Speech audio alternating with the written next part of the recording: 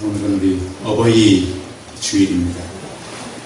교회 안에 어르신들 위해서 여러분들 많은 관심도 가져주시고, 또 어버이 주일을 우리가 맞으면서 부모님에 대한 공경이랄지 예수님께서 우리에게 말씀했던 그 말씀들을 잘 지키고, 우리는 이 땅에 살아가면서 약속 있는 첫 계명인 내 부모를 공경하라 하는 말씀을 깊이 새겼고, 우리 살아갈 때 하나님께서는 우리에게 잘 되는 것뿐만 아니라 장수하겠다고 말씀해 주셨습니다.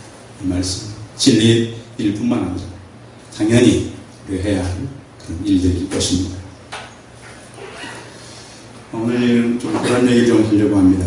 여러분, 쉘 실버스타인이 쓴 아낌없이 주는 나무 이야기 다 아시죠? 소년과 그 나무의 이야기, 동화 이야기인데, 소년과 이 나무의 이제 이야기죠. 한 소년이 있었는데 늘 나무에게 놀러 가는 거, 내려 쉬기도 하고 올라가기도 하고, 그러면서 이 소년이 자라면서 돈이 필요하게 됐습니다. 사람은 꼭 살아가는데 뭐가 필요해요? 최고의 효도는 뭘까요? 맛있는 거 대접하는 것도 효도고, 여행 가는 것도 효도인데, 제가 찾아봤어요. 효도 상품 1위. 편도. 예, 그렇습니다. 그냥 여행 모시고 가고 식사 맛있는 거 사드려도 뭐를 더 하셔야 되는 거예요? 그렇죠. 거기에다 꼭 많은 양이 아니래도 부모님들은 그것을 이렇게 받으시면서 자식을 키우는 보람을, 많은 양은 아니래도 자녀들이 자라서 이렇게 나이가 하는구나, 청년들과 학생들은 잘 들어서, 제가 많은 액수를 하라고 하는 게 아니에요. 편지도 쓰고 그렇지만 그걸 함으로 인해서 부모님 사랑을 표현하는, 사람들이 그러잖아요. 아무리 친절해도 물질로 표시하지 않으면 모른다고. 그래서 좀 아름다운 그런 그림들이 있으면 좋겠습니다. 이렇게 소년과 나무 사이간에 사귐이 있으면서 돈이 필요한 거예요. 그래서 나무가 의인화해서 한 얘기니까요. 나무가 그러는 겁니다. 나에게 열매가 있지 않느냐. 그래서 열매를 따다가 돈이 생기니까 열매를 따가라. 소년은 그 나무 얘기를 듣고 열매를 다 따다가 팔아서 돈을 쓰고 아주 즐겁게 살았습니다. 그래서 이제 잘 사는 줄 알았더니 오늘 다시 찾아왔습니다. 이제 내가 살 집이 필요하다. 근데 집을 이렇게 장만할 능력은 안 된다. 나무가 얘기하는, 나에게 많은 나무 가지가 있지 않냐. 그때 시간이 좀 지났으니까. 그래서 내 가지를 다 잘라다가 집을 지어라. 그래서 소년은 또 그 얘기를 듣고 나무 가지를 다 잘라다가 자기 집을 지었습니다. 가지를 다 잘라준 나무는 그래도 행복했어요. 자식이 좋으니까. 이렇게 자기가 사랑하는 이 소년에게 줬으니까. 잘 살 줄 알고 있었더니 그날 또 찾아와서 내가 좀 큰 이 일을 해야 되는데 배가 필요하다. 배는 물론 요즘에 이제 새로 많이 만들지만 배가 지어지려면 큰 나무가 필요하잖아요. 나무는 공목이 되고, 그러면 나를 잘라다가 배를 만들어. 그래서 소년은 이제 작년이 됐겠죠. 이제 그 나무를 다 잘라서 가지고 와서 배를 만들어서 사업을 했습니다. 그래서 이제 나무는 뭐만 남았어요? 다 잘렸으니까 구루터기만 남았어요. 그래서 이제 영영 오지 않겠구나. 그러다 어느 날 허리가 펴진 노인 한 사람을 찾아오는데 보니까 그 소년은 나는 쉴 곳이 필요하다. 그래서 나무가 그럽니다. 나에게 앉아서 쉬라. 그래서 소녀는 그 나무에 앉아서 쉬게 되므로 이 동화는 끝나게 되는데, 이 동화는 이렇게 끝나고 있습니다. 모든 것을 줄 수 있어서 그래서 행복했습니다. 나무 얘기지만 그 얘기 가운데는 우리의 인생이 들어있는 그런 이야기입니다. 우리가 자녀들을 이렇게 키우면서 보면, 저도 이제 나이가 이제만큼 되어 갔지만 여러 부모들이 해야 할 것들이 참 많습니다. 그래서 아이들이 자라면서 단계를 건널 때마다 아버지는 어떻게 했을까? 그런 생각이 종종 듭니다. 그래서 부모님들은 자녀에게 주면 행복한 겁니다. 그래서 부모는 자녀에게는 고향이자 또 하나의 안식처이고 또 가족의 뿌리가 되는 것입니다. 오늘 성경은 자녀가 굉장히 좋지 않은 그런 병으로 인해서 예수님을 찾아왔던 한 이방 여인의 이야기를 우리에게 소개하고 있습니다. 22절 같이 한번 읽어보세요.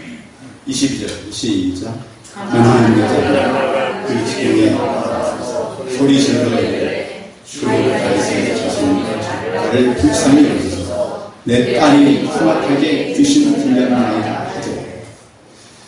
1절에 두로와 시돈이라고 했는데, 그 두로와 시돈은 이스라엘의 경계를 넘어서 그 위쪽입니다. 갈릴리를 훨씬 넘어서 좀 위쪽. 솔로몬 시대에는 그 두로와 시돈 그쪽에 백향목나무가 많아서 이스라엘과 무역을 했던 그 대단한 나라입니다. 그 지역에 가서 예수님께서 복음을 전할 때인데, 이 딸 때문에 찾아왔던 이 여인은 쉽게 포기하지 않고 예수님께 다가갔다는 것이죠. 그래서 오늘 본문을 보면 굉장히 자존심 상할 만한 이야기를 예수님께서 하십니다. 그냥 들어도 이렇게 아무리 그래도 내가 이렇게 찾아왔다고 해서 이렇게 말씀할 수 있나? 그런 얘기가 있어요. 그런데 부모님들은 자녀를 위해서라면 자존심도 내려놓는 거예요. 언젠가 한번 TV에서 그런 프로가 있었습니다. 혹시 좀 이제 시간이 좀 지난 그 프로였었는데, 자녀들 몰래 이제 촬영을 하는 거예요. 아버지들을 따로 불러놓고, 지금 내가 당신의 그 자녀를 위해서, 그 당시 이제 액수로 5억을 내가 준다면 아버지는 그 생명을 자녀를 위해서 벌 수 있습니까? 인터뷰를 하는 거예요. 근데 아버지들이 뭐라고 줄 아세요? 물론 시간이 좀 지난 액수지만 내가 그것을 지금 나이에 만들기는 어렵다. 그러나 정말 그 액수가 내 자녀에게 도움이 된다면 나는 내 생명을 포기할 수 있다. 대부분 아버지는 그러셨어요. 왜? 자기보다 더 귀한 자식들이. 근데 그걸 촬영을 해가지고 나중에 그 반 아이들에게 보여주는 거예요. 아이들이 어떻게 했어요? 아버지는 이렇게 우리를 사랑하십니다. 그걸 알게 되는 거죠. 되게 보면 부모님들은 자녀를 희생을 많이 하십니다. 이 옷을 입으시는 걸 봐도 자녀들은 잘 입힙니다. 저렇게 눈이 보입니다. 그런데 부모님들은 어때요? 자기 옷을 쉽게 사지 않으세요. 왜냐하면 낚여서 자녀들 사주는 거죠. 음식도 마찬가지입니다. 저는 진짜로 저희 어머니가 뼈하고 머리만 좋아하는 줄 알았어요. 생선. 어릴 때니까. 근데 저희도 식구가 많았거든요. 우리 6남매 어머니, 아버지, 할아버지까지 계셨어요. 할아버지가 제가 초등학교 졸업할 때까지 계셨으니까 식구들이 많았어요. 그러면 그 웬만큼 해서는 이 그때는 매 끼니마다, 지금이야 이렇게 좋은 밥솥이고 그렇지만 그때는 매 끼니마다 불을 떼서 밥을 하던 시대. 그러니까 일하고 오셔도 어머니는 쉴 수 없는, 집에 우물이 있는 것도 아니에요. 마을의 공동우물에서 언제나 밥을 하시려면 새물을 또 오셨어요. 바쁘시죠. 그래서 또 정신없이 우리가 먹고 나면 그걸 다 정리하시고 다시 일하러 가시죠. 그때는 어려서 잘 몰랐는데 지금 아이들을 키우며 생각해 보니까 야, 진짜 엄청난 생각을 하셨구나. 아니, 둘을 데리고 사는 것도 쉽지 않은데, 근데 우리 9 식구를 어머니께서 어떻게 끌어가셨을까 하는 생각이 종종 듭니다. 근데 부모들을 보면 자녀들을 위해서는 무식하다는 취급을 받아도 상관없습니다. 오늘 본문이 바로 그것을 이야기하고 있는 것이죠. 그래서 사람들이 그럽니다. 여자는 약하지만 어머니는 강하다라는 말을 하는데요.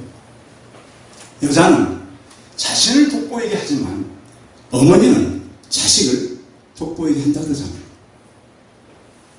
그래서 어떤 여자분이 꾸미지 않고 싶겠고 어떤 여자분이 더 행복하게 살지 않고 싶겠어요. 그러나 어머니는 자신을 다 희생하고 자녀를 위해서 희생한다는 것이죠. 잠언서 1장 8절에 보면 내 아들아 내 아비의 분별 들이면 내 어미의 법을 따르지 말라. 이는 내 머리에 아름다운 가며 내 목에 감사스리라 그랬습니다. 2017년도에 강서구에 특수학교 설립을 한다고 이 토론회를 열었습니다. 특수학교라는 건 우리 다 알잖아요. 장애 아이들이 갈 수 있는 학교입니다.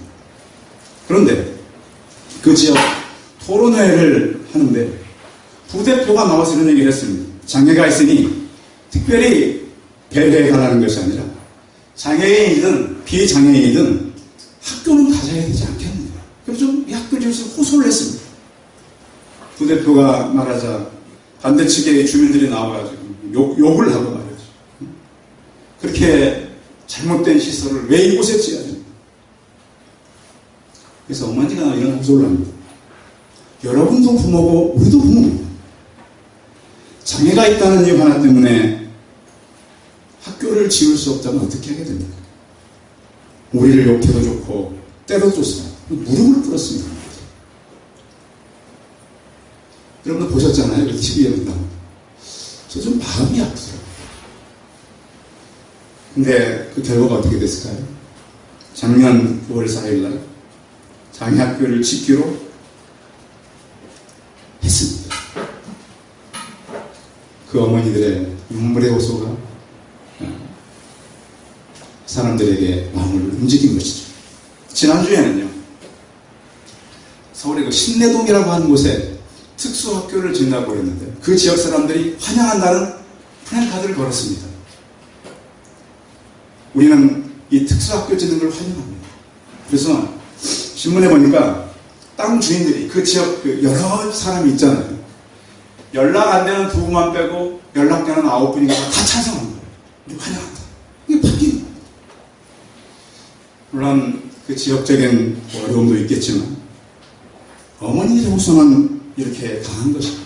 그래서 어머니의 무릎은 자식을 살리는 것이고 교회를 살리는 것이고 국가를 살리는 것이 바로 어머니의 무릎인 것이죠. 오늘 성경에도 보면 이 여인이 어떻게 했는지 23절 한번 읽어볼까요?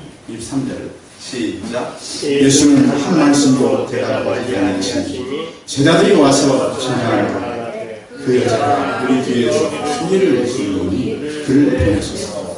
네, 그렇습니다. 오늘 보면 이 여자가 거절을 지금 한두 번 당한 게 아니에요.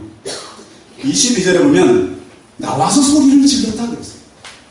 계속 소리를 지르니까 이번에는 제자들이 와서 예수님 우리로서는 해결이 안 되니까 좀 예수님께서 어떻게 좀 마무리 하십시오. 그런데 예수님의 대답은 24절이죠. 24절 읽어봐요. 시작. 예수께서 대답하여 이르시되 나는 이스라엘 집에 잃어버린 양 외에는 다른 데로 보내심을 받지 아니하노라 하시니. 이렇게 그 여인이 나와서 그 자존심 내려놓고 부탁을 하고 제자들에게까지 나가서 제자들까지 와서 하면 한번 들어볼 만한 사람.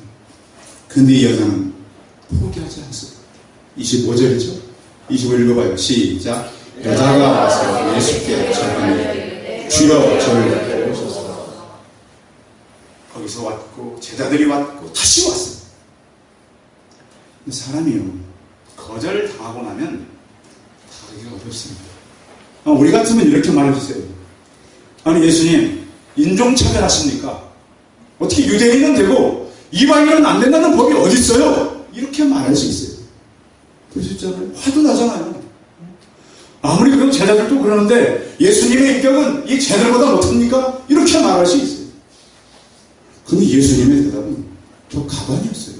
자, 26절 시작. 대답하여 자녀의 떡을 치러 개들에게 줬더니 마땅하니라. 이 본문을 이해하는데 좀 그 당시 상황의 이해가 좀 필요합니다. 그 당시에도요, 이방인들은, 이스라엘은 개를 굉장히 좋지 않은 걸 치게 됐지만 이방인들은 이 개를 갖다가 같이 요즘 같으면 가족처럼 키우는 문화가 있었어요.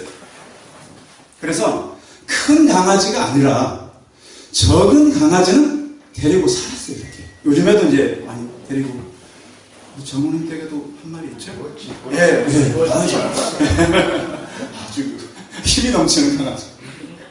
그래서 데리고 살았어요. 그 본문의 배경을 보면 알 수 있어요. 왜냐하면 부스러기가 떨어질 때 그것을 누가 먹는가?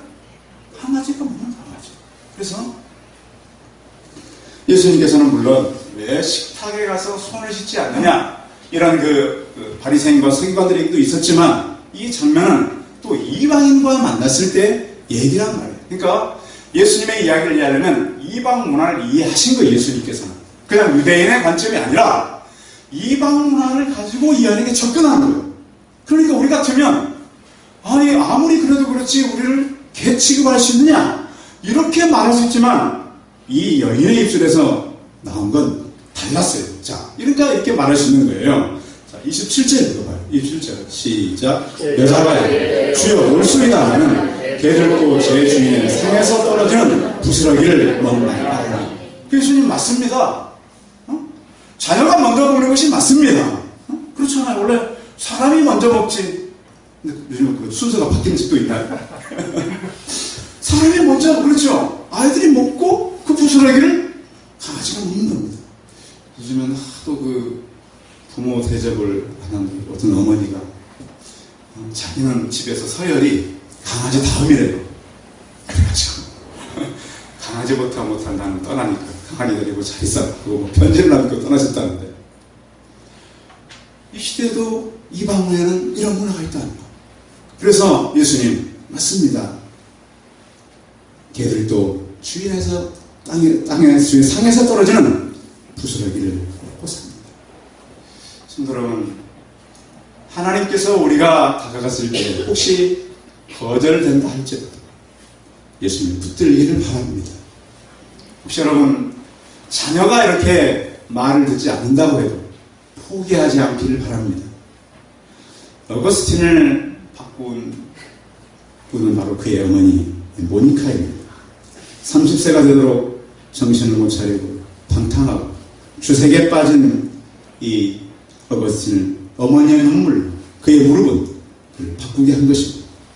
그래서 그는 개혁신앙을 이루는데 대학자가 됐던 것이죠. 아브라함 링컨도 마찬가지죠. 그 어머니 낸시가,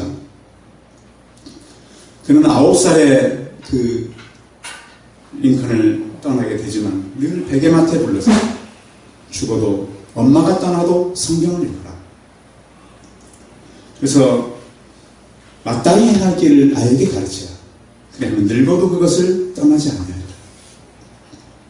지난주에요, 전라북도 부안에 있는 초등학교 6학년 학생이 떠나간 그 엄마를 그리워하면서 썼던 그 시가 노래로 바뀌어가지고 들어보신 분 계실 거예요. 엄마가 이제 지금은 이제 중학생이 됐는데요. 초등학교 6학년 때 2011년 유방암 판정받고 5년간 투병하다가 37세로 엄마가 떠나는 거예요. 얼마나 안타까워요. 그래서 이제 학교에서 시집기를 했는데 공모를 한 거죠. 그때 이제 학생들이 지은 시가 243편 중에 최우수상으로 뽑혔어요. 어떤 시인가?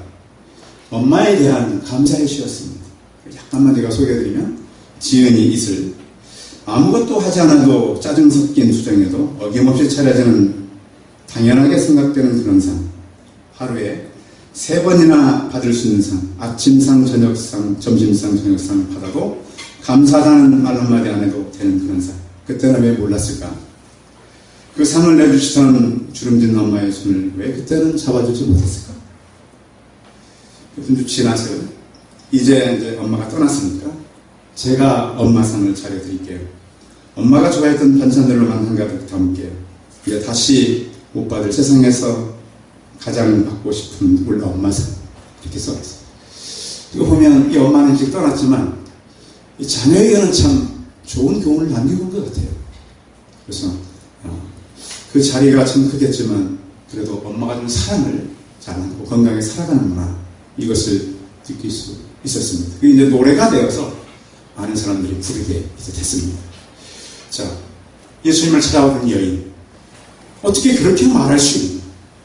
그래서 예수님께서는 이렇게 대답을 하셨습니다. 28절 같이 읽어보죠.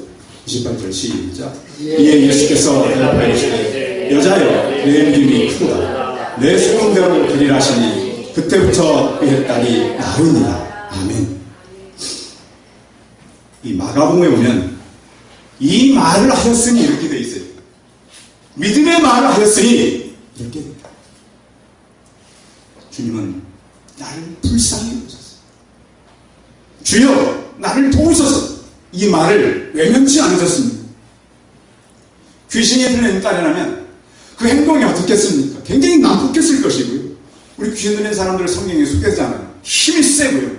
사람으로 힘으로는 감당할 수 없는 그런 일이란 말이에요. 그런데 마가복음에는 그의 딸이 집에 누워 있었다 그랬어요. 누워 있을 수 없는 아이가 어머니의 무릎을 꿇음으로 하나님 예수님께 나갔을 때 그 상태는 호전됐던 것입니다. 성도 여러분, 우리 성도들에게도 소원이 있기를 바랍니다. 예수님은 내 소원대로 되리라고 선언하셨어요. 특히 연세가 많으신 우리 어른들의 소원은 하나님께서 많이 응답하신 것 같아요. 힘이 없고 약해졌을 때 그 소원은 더 많이 응답하신 것 같아요. 소경 바디메오는 예수님을 찾아와서 눈을 떴지 않습니까? 믿음은 소원을 이루게 하고요. 강력한 소원은 강력한 에너지를 만드는 거예요. 성도 여러분, 우리의 소원은 적어도 그냥 내 소원이 아니라 나를 넘은 또 다른 소원이길 바랍니다. 소원은 결코 탐욕이 아닙니다. 사람들은 소원과 탐욕을 이렇게 섞어버릴 때가 많아요. 근데 성경은 결코 탐욕 때문에 나오라고 하지 않았어요. 내 소원대로 되려고 했어요. 그리고 또한 소원을 품은 분들은 엎드려 기도할 수 있는 그런 믿음이 있기를 바랍니다. 엎드려 기도하다 보면 하나님의 섭리와 이로부터 하나님의 평안과 십자가를 붙들 수 있는 거죠. 그래서 우리가 시험을 견디고 이기고 나갈 수 있는 것입니다. 흔히 인생을 사막에 비유합니다. 사막길을 갈 때는 별 보고는 갈 수 없는 겁니다. 왜요? 낮에는 별이 보이지 않기 때문이죠. 사막을 갈 때는 그래서 꼭 나침판이 필요하다 그러죠. 왜냐면 사막에 사는 금방 있다 금방 사라져버립니다. 신기루도 마찬가지예요. 그건 존재하지 않는 겁니다. 우리가 인생을 살아가면서요, 얼마나 많은 업적, 모래사과 같은 걸 위해서 살아갑니까? 성경에는 분명히 이것에 대해서는 모래 위에 지은 집이라고까지 표현하고 있어요. 사람들은 막 그래요. 아, 이게 정말 괜찮다, 좋다. 그걸 위해서 그 높이 쌓인 모래사를 쌓기 위해서 달려요. 어떤 사람은 이룰 수도 없는 신기루와 같은 환상을 보고 막 쫓아갑니다. 그러나 우리에게는 방향이 중요하잖아요. 이 시대가 얼마나 빨리 갑니까? 얼마나 빠른 속도로 이 교통들이 빨라지고 있습니다. 그런데 우리는 방향이잖아요.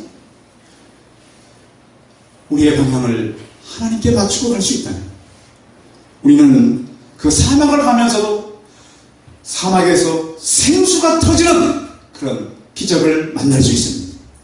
사막을 간다 할지라도 메추라기가 날아오는 그런 기적을 만나시기 바랍니다. 고행이 아닌 하나님의 은혜, 사막이 아닌 하나님과 동행하는 여행이 될 것입니다. 우리는 그래서 강을 만나고 기적을 만나고 또 우리는 예수님 앞에 나오게 되면 우리 인생을 살다 정말 광야 같은 우리가 물가 인생으로 가게 된다는 것이죠. 여러분들 그래서 마음의 소원을 품으시고 나가셔서 예수님께서 내 소원대로 되리라고 하는 그런 믿음의 일들을 이루고 사시는 겁니다. 최근에 보니까 중국에도요. 중국에는 특히 그 네이몽고 지방에는 거의 사막이잖아요. 그곳에서 오랫동안 그 나무를 심었던 한 가족 얘기가 있습니다. 그 어머니 이름은 H판이라고 하는 이 어머니인데요. 아들이 학교에 가다가 오토바이 사고로 대학생인데 죽었어요. 그래서 그냥 너무너무 시린에 빠졌다가 아들이 이제 중국은 애들이 별로 없잖아요. 중국도 둘도 별로 없어요.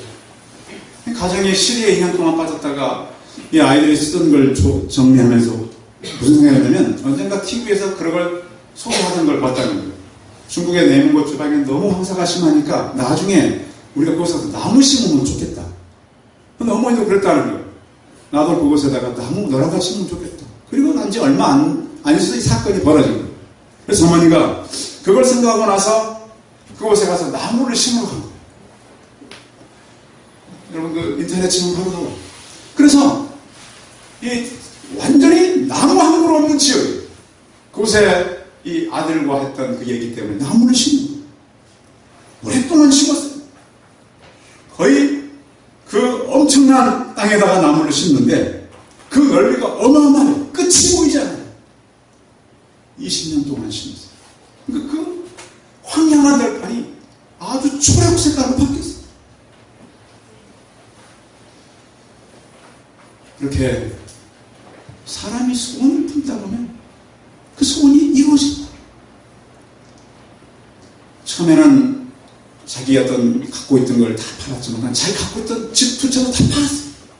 아버지도 그리고 그 나무 심게 하는 막 이런 그 캠페인을 만들어가지고 엄청난 일 지금도 하고 있어요. 성도 여러분, 말씀을 이렇게 준비하다 보니까 나무 얘기로 시작해서 나무 얘기로 끝나요. 우리는 이곳에 숲을 이루기 위해서 왔습니다. 순파, 새순교회. 새순이 아니라 우리는 숲으로 가야 합니다. 예수님은 태어나셔서 목수의 집안에서 나무 일을 하셨습니다. 떠나실 때도 십자가 나무 위에서 떨어졌습니다. 그냥 떠난 것이 아니라 물과 피까지 다 쏟으셔서 우리를 주고 떠나셨습니다. 우리는 어떤 소원을 가지고 살려고 합니까? 신기루입니까? 사막의 모래사입니까? 하나님께 주신 명랑하고 이웃을 살리는, 사람을 살리는 비전, 소원을 품고 여러분의 소원을 이루고 내 소원대로 되리라고 하는 그 말씀이 저와 우리 성도들의 개인과 가정에 이루어지길 축원합니다. 기도하겠습니다. 살아계신 하나님, 어버이 주일을 맞아서 우리는 우리가 지금 여기까지 희생한 부모님들을 생각해 봅니다. 또한 예수 그리스도를 생각합니다. 우리를 위해서 모든 것 내어주었던 주님, 그 주님을 만남으로 자녀를 만나고 이웃들을 만나고 성도들을 만나게 하여 주옵소서. 귀신에 들렸던 딸로 인해서 주님께 찾아와서 여러 번 거절당했지만 불쌍히 여기소서. 나를 도우셔서. 이렇게 했을 때 내 믿음이 크도다. 내 소원대로 되리라. 말씀하시고 여인이 주 앞에서 응답하는 것처럼 우리 또한 품은 소원이 하나님 앞에서 아름답게 이루어져서 주님을 만나는 행복으로 살게 하시고 우리 성도들의 가정마다 소원들이 아름답게 이루어지게 하여 주옵소서. 주 예수 그리스도의 이름으로 기도하였습니다. 아멘.